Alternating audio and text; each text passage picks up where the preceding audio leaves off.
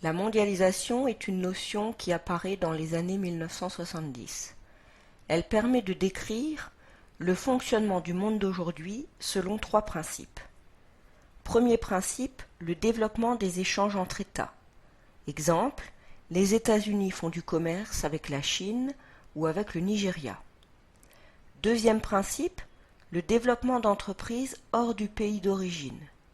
Exemple, Renault est une entreprise française qui a des usines en Turquie, au Maroc ou en Chine.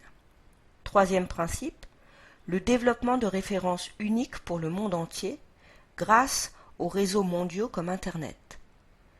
Exemple 1, un habitant du Caire en Afrique mange un Big Mac au même moment qu'un Philippin ou qu'un Mexicain.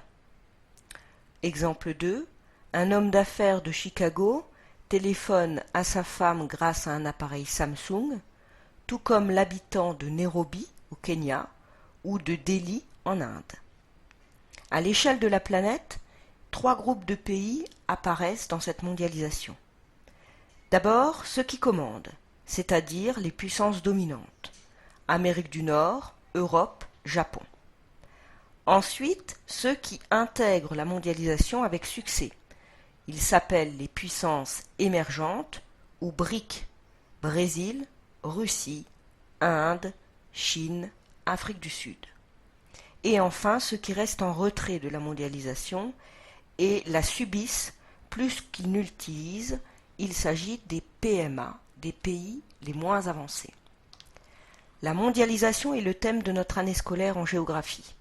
Dans une première partie, il sera question de présenter les différents acteurs de la mondialisation, et dans une seconde partie, il faudra expliquer plus en détail le fonctionnement du monde d'aujourd'hui.